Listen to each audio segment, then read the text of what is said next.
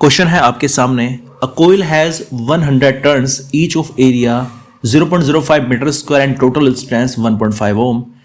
It is inserted at the instant in a magnetic field of 90 millitesla with its axis parallel to the field. The charge induced in the coil at that instant is. तो चलिए शुरू करते हैं इस question को. इस question को करने के लिए सबसे पहले आपको जो वैल्यूज दी गई है वो लिखनी पड़ेगी. देखो, coil has 100 turns, capital n की वैल्यू दे दी 100 टर्न्स. एक बात का ध्यान रखना कि अगर यहां पर टर्न्स के अपोन में मीटर या सेंटीमीटर आ जाता, वो number of turns per unit length कहलाता, तो वो स्मॉल एन से उसको डिनोट करते. एरिया यहां पे दे दिया गया है 0.05 मीटर स्क्वायर. टोटल डिस्टेंस यहां पर दे दिया गया है 1.5 ओम. और यहां पर इंसर्टेड एक मैग्नेटिक फील्ड दे दिया गया है यहां पर 90 मिली टेस्ला. इसको मिली को हटाएंगे, 10⁻³ से मल्टीप्लाई करेंगे, टेस्ला हो जाएगा. उसके बाद आपको चार्ज फाइंड करना है.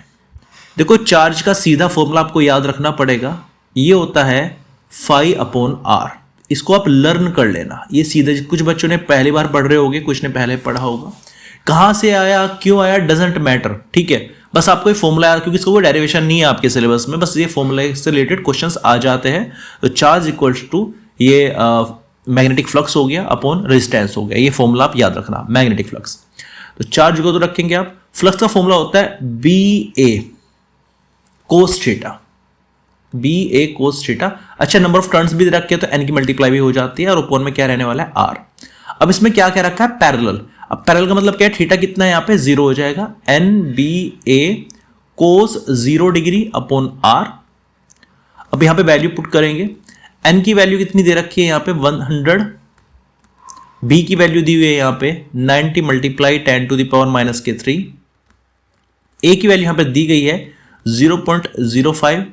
cos 0 की वैल्यू 1 होती है, और r की वैल्यू यहाँ पर है आपके सामने 1.5. तो पॉइंट के बाद दो, अपना सोल्व करने का तरीका सबका अलग हो सकता है. पॉइंट के बाद दो संख्या, एक जीरो और लगा के यहाँ पे पॉइंट से पॉइंट कट कर दीजिएगा. फिर 5 से कट कीजिएगा, 5 तिया 15, 30 आ चुका है. 30 से 90 कट कीजिएगा, 30 तिया 90, 3 आ चुका है. तो यहाँ पर ये आ जाएगा 3 इंटू, देखो -3 पावर ये रही प्लस 2 ये रही, तो माइनस की 1 बच जाएगी, यानी कि 0.3 कूलाम आपका आंसर आ जाएगा. तो यहां पर बी ऑप्शन बिल्कुल सही है. बी ऑप्शन यहां पर आपका आंसर आ जाता है. एक बात का ध्यान रखना एक बात का ध्यान रखना, यहां पे आपको n की मल्टीप्लाई करनी पड़ेगी BA cos थीटा में. एंगल का विशेषकर आपको ध्यान रखना पड़ेगा. अगर यही परपेंडिकुलर वर्ड आ जाता तो ये 90 पूरा ही 0 आ जाता, चार्ज भी यहां पर 0 हो जाता. इस बात का ध्यान रखना.